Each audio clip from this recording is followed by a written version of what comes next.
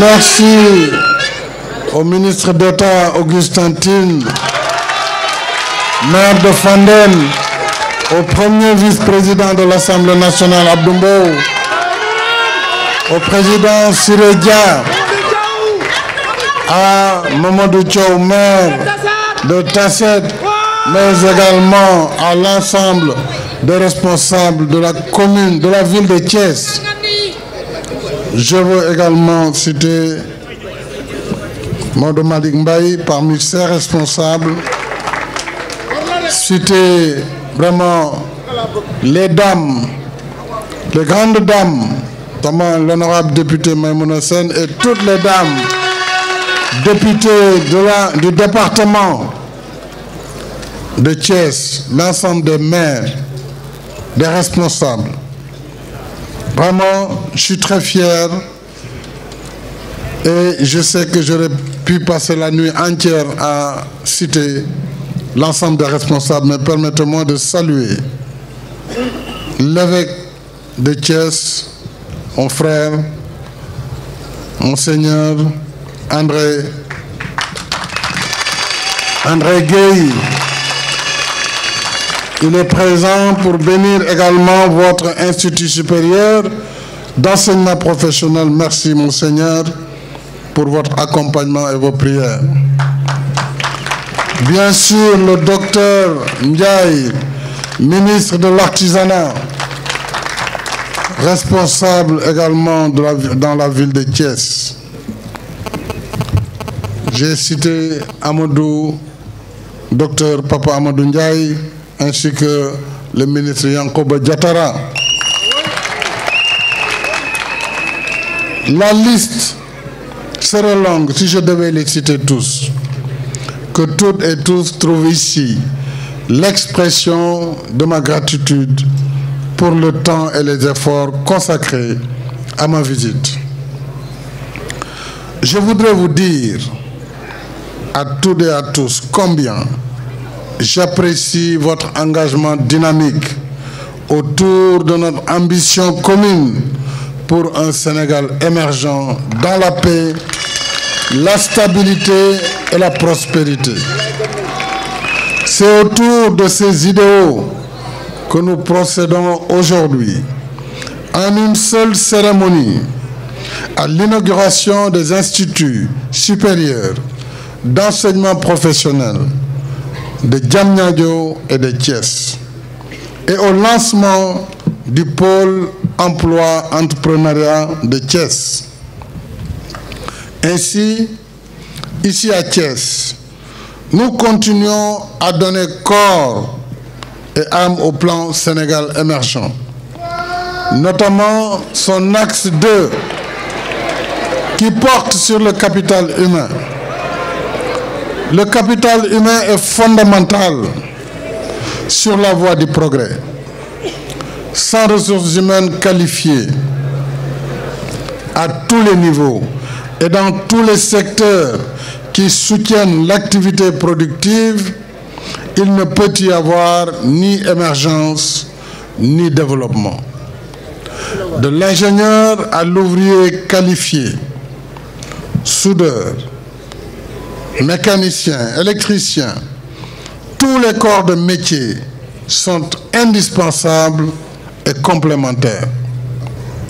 Si nous voulons aller de l'avant dans la transformation structurelle de notre économie, si nous voulons mettre en valeur nos produits agricoles, de la pêche, de l'élevage et de l'artisanat, si nous voulons pleinement tirer avantage de l'exploitation de nos ressources pétrolières et gazières, si nous voulons faire tourner nos usines et nos ateliers, si nous voulons saisir les opportunités inépuisables de l'économie numérique, du solaire, eh bien alors, il n'y a pas d'autre choix à faire que celui de la formation de ressources humaines de qualité et en nombre suffisant, prêtes pour l'emploi et pour l'entrepreneuriat.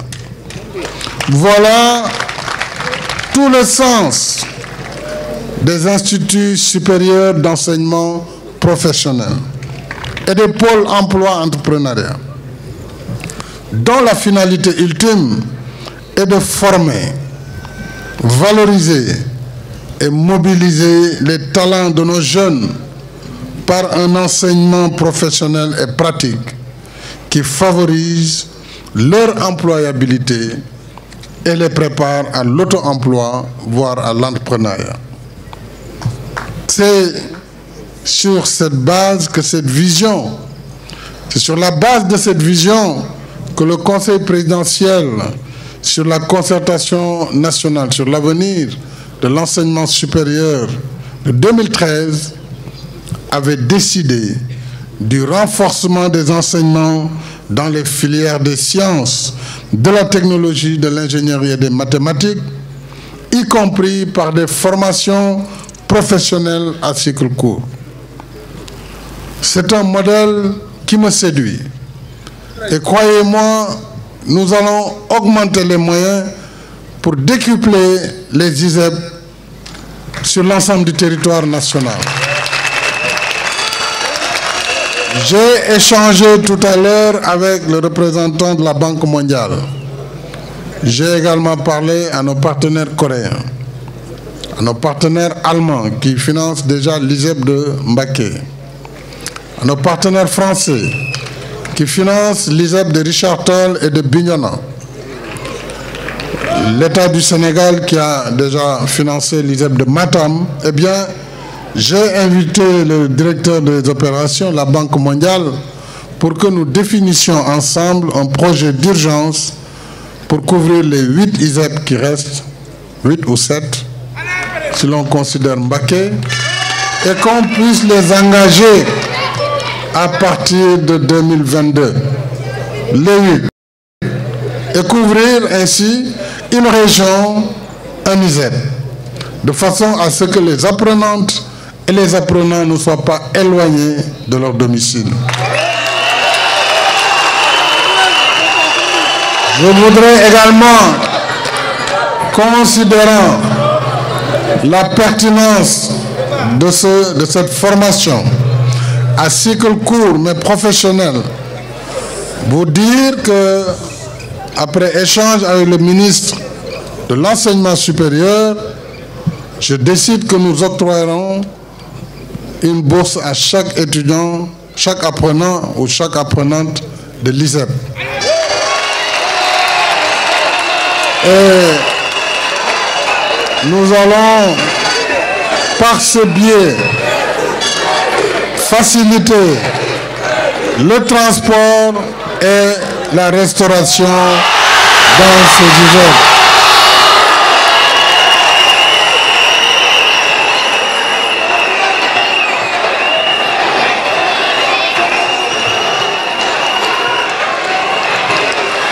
Nous avons là un modèle.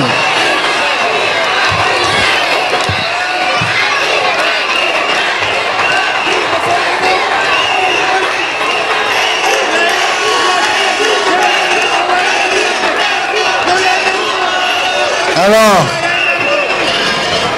dans un monde de plus en plus dominé par la science, la technologie et l'intelligence artificielle, il nous faut en effet promouvoir davantage des enseignements axés sur le savoir, le savoir-faire et le savoir-être.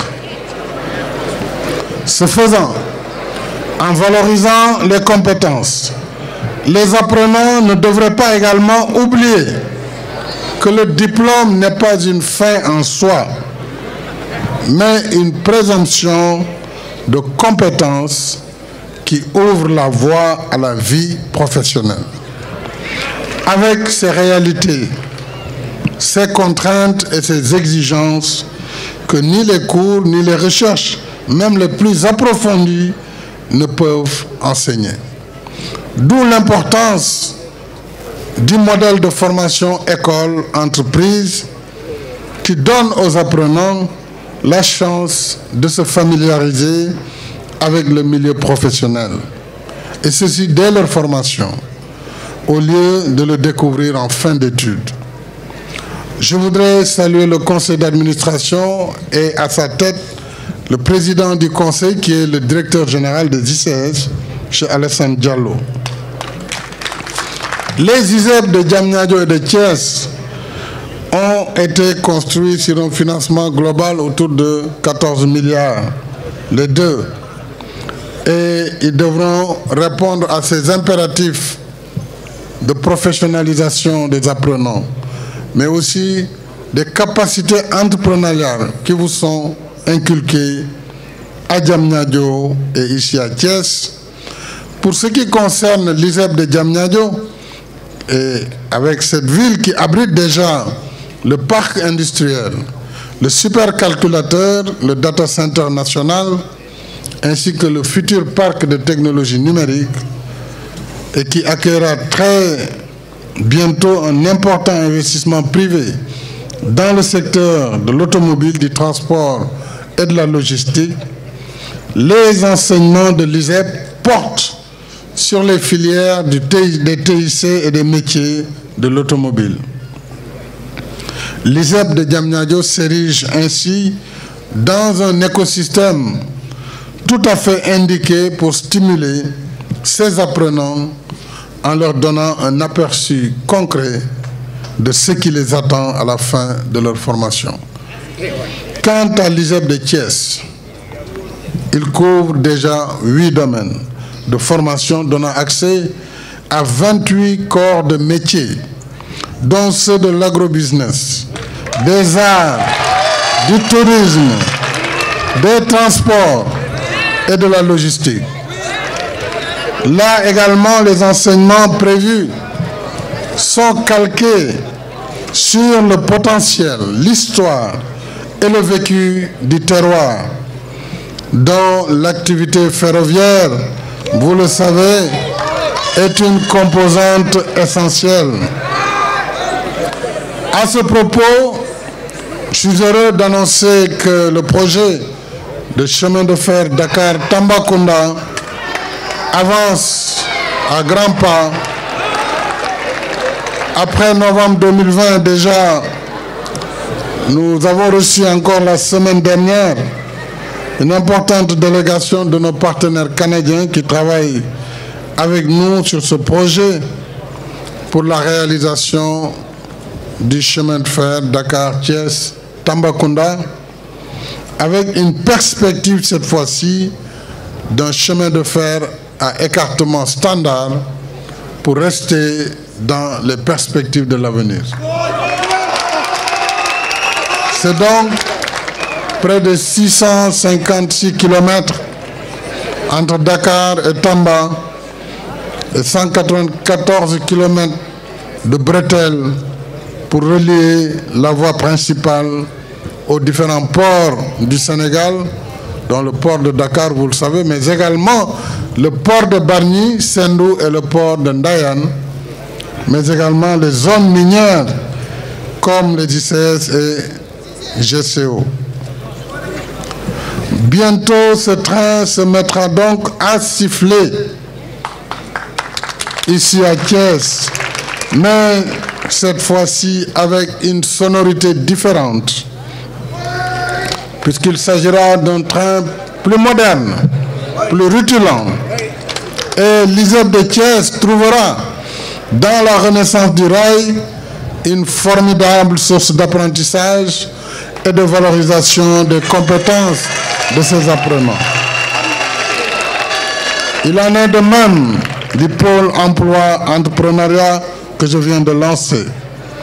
Et je rappelle à la jeunesse du département de Thiès et de la région de Thiès que ces pôles ont démarré et que les financements, j'ai demandé cet après-midi au préfet du département et à l'ensemble des préfets de valider les premières demandes de financement pour que l'argent qui est là déjà disponible puisse être remis à leurs ayants droit.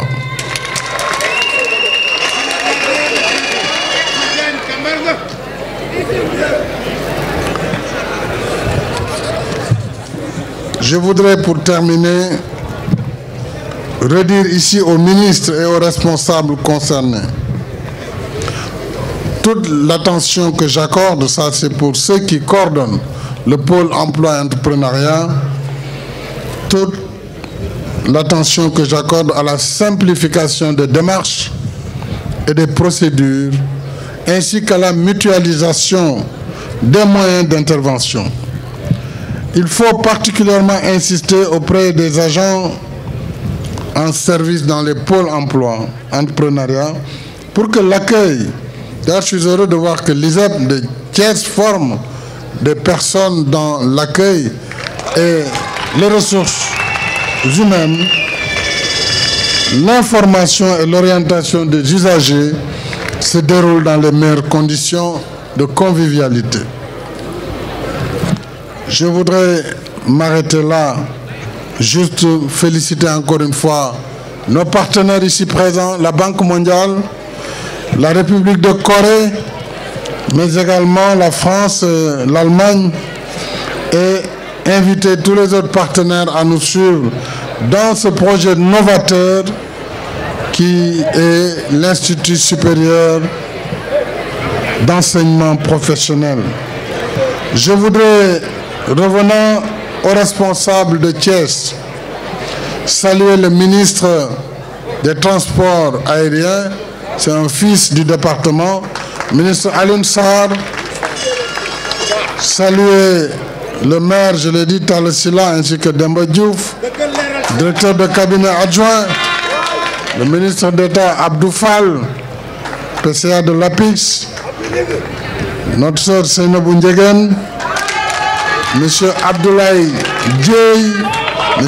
Habib Niang, M. Malay Diop, Monsieur le maire de Thiès Nord, Thiès Ouest et Monsieur le maire de Thiès Est également, ainsi que l'ensemble des responsables du département de Tivaouane qui ont pris part à cet accueil, notamment le maire de Tivaouane, M. Mamadou Simbeng, ainsi que la présidente du conseil départemental, Mme Seynabou Gaye Touré, et tous les responsables de Mbour.